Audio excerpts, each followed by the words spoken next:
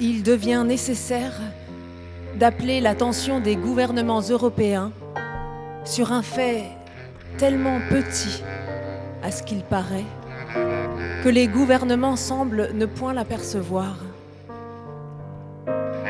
Ce fait, le voici. On assassine un peuple. Où ? En Europe. Ce fait a-t-il des témoins ? Un témoin, le monde entier. Les gouvernements le voient-ils ? Non.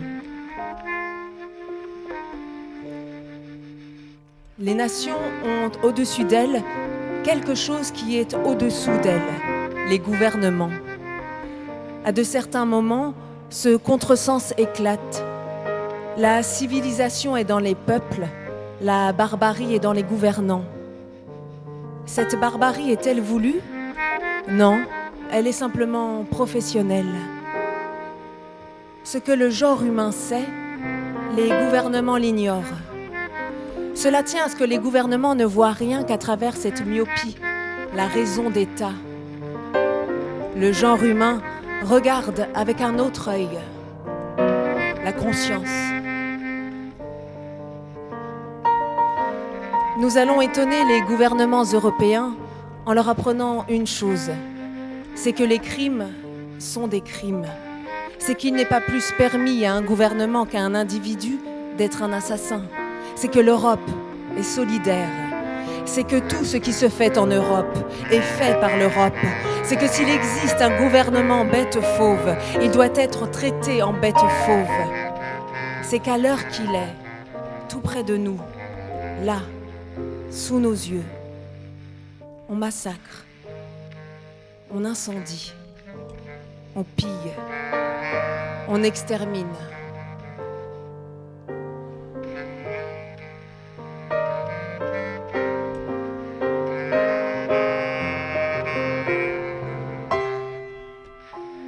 Le moment est venu d'élever la voix.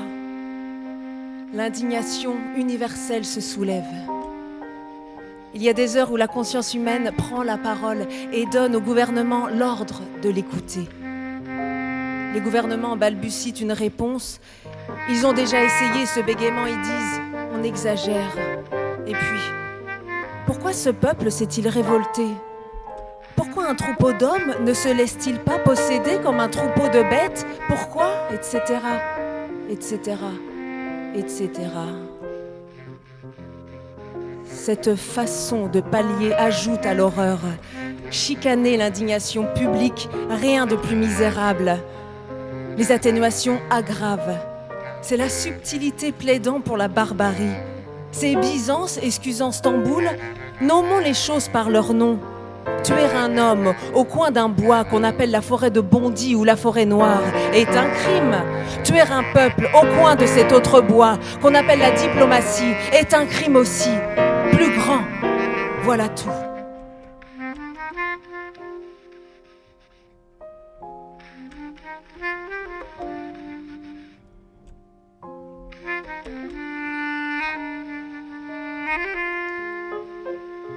Quand finira le martyre de cette héroïque petite nation ?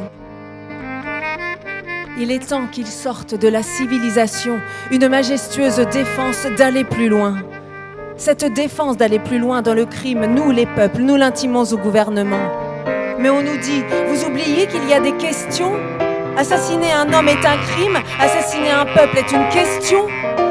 Chaque gouvernement a sa question. La Russie à Constantinople, l'Angleterre à l'Inde, la France à la Prusse à la France. Nous répondons. L'humanité aussi a sa question. Et cette question, la voici. Elle est plus grande que l'Inde, l'Angleterre et la Russie. C'est le petit enfant dans le ventre de sa mère. Remplaçons les questions politiques par la question humaine. Tout l'avenir est là. qu'au gouvernement désunis succèdent les peuples unis. Finissons-en avec les empires meurtriers, muselons les fanatismes et les despotismes, brisons les glaives valets des superstitions et les dogmes qui ont le sabre au poing. Plus de guerre, plus de massacres, plus de carnage. Libre pensée, libre échange, fraternité.